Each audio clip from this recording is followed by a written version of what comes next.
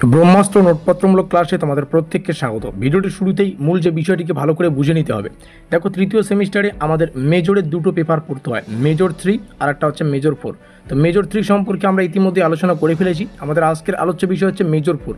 আর এই মেজর 4 থেকে আমাদের যে সিলেবাসটা পড়তে হচ্ছে সেটা হচ্ছে পদাবলী সাহিত্য, আখ্যান কাব্য আর হচ্ছে জীবনী সাহিত্য। তো এই সিলেবাসের প্রথম অধ্যায়ের পিডিএফ ফাইলটা এই মুহূর্তে আমাদের সামনে রয়েছে। তো আমরা নিচে এসে সর্বপ্রথমে এই নোটপত্রটির প্রাইস ডিটেলসটাকে একটু বিস্তারিতভাবে দেখে নেব। তো মেজর 3 এবং মেজর 4 এই দুটো পেপারেরই প্রাইস মূল্য রাখা হয়েছে 450 থেকে 850 টাকার মধ্যে। মাইনরের পেপার যেগুলো আছে তোমাদের পার সাবজেক্ট 600 650 মতো প্রাইস পড়বে। আর এমডিসি সাবজেক্ট রয়েছে একটা, এমডিসির ক্ষেত্রে 500 টাকা থেকে শুরু হচ্ছে প্রাইসটা, 550 টাকা পর্যন্ত কিন্তু প্রাইসটা যেতে পারে। এই হচ্ছে আমাদের প্রাইস ডিটেলস। একটু দেখে নিচ্ছি আমাদের নোটপত্রের সাথে তোমরা আর কি কি পেয়ে যাচ্ছ, তারপরে আমরা সিলেবাসে প্রবেশ করব। তোমরা আমাদের নোটপত্রের সাথে অফিসিয়াল সিলেবাস এবং কোশ্চেন প্যাটার্নটা পিডিএফ আকারে পেয়ে যাবে। যেমনটা বললাম, এটা আমাদের পেইড নোটস, আমাদের প্রথম অধ্যায়ের পিডিএফ। আর এখানেই সম্পূর্ণ সিলেবাস রয়েছে, কোশ্চেন প্যাটার্ন রয়েছে। তো পেমেন্ট করলে এই পিডিএফটাও পাবে, এখানে কোশ্চেন প্যাটার্ন সিলেবাস প্রত্যেকটা বিষয় আছে। তো পেমেন্ট করার সাথে সাথে মেজর 3 এবং মেজর 4 দুটোই পেয়ে যাচ্ছ তোমরা।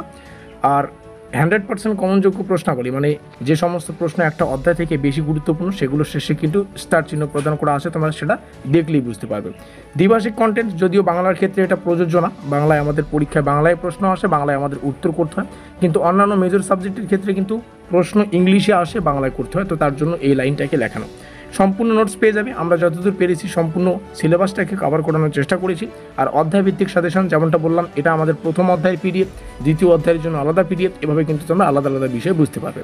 এবার চলো সিলেবাসে প্রবেশ করা যাক। আর হ্যাঁ, আমাদের নোটপত্র, আমাদের সাজেশন থেকে এর আগেও কিন্তু পরীক্ষায় কমন ছিল। তো এগুলো জানা সত্ত্বেও যদি নোটপত্র সংগ্রহ না করো তাহলে কিন্তু আমাদের কিছু করার নেই। এই হচ্ছে আমাদের অফিসিয়াল যোগাযোগ নম্বর 7384041536। খুব ভালো হবে যদি সেমিস্টারের শুরুতেই নোটপত্রগুলো সংগ্রহ করে রাখো।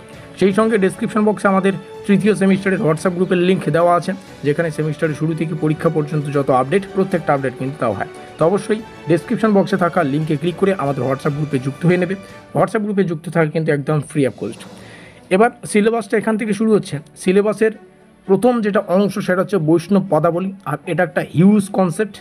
সিলেবাসের সেমিস্টারের যে 6 মাস সময় থাকে, সেই 6 মাস যদি শুধুমাত্র মেজর 4-এর এই কনসেপ্টটা পড়ো তবুও কিন্তু শেষ করতে পারবে না, ঠিক আছে? এমন একটা কনসেপ্ট।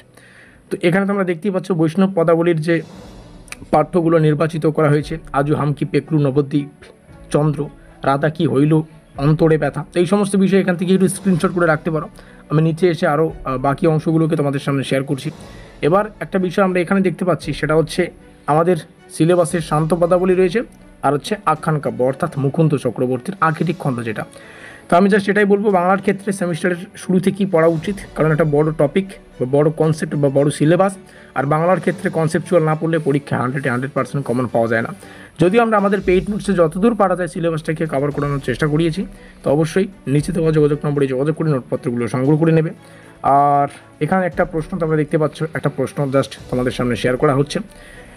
প্রশ্নটিতে জানতে চাইছে আজু হামকি পেকলু নবদ্বীপ চন্দ্র, যে অংশটা সেখান থেকে প্রশ্নটিকে নেওয়া হয়েছে, কবি কীভাবে নবদ্বীপ চন্দ্রের মাহাত্ম্য প্রকাশ করেছেন তা ব্যাখ্যা করো। তো উত্তরটা ভূমিকা দিয়ে শুরু হচ্ছে, আর বিস্তারিত যাচ্ছি না।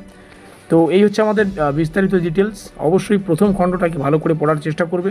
এই রইল আমাদের অফিসিয়াল যোগাযোগ নম্বর, এখানে যোগাযোগ করে নোটপত্রগুলো সংগ্রহ করবে। দেখা হচ্ছে পরের কোনো ক্লাসে। ততক্ষণের জন্য keep learning, keep exploring. Thanks for watching.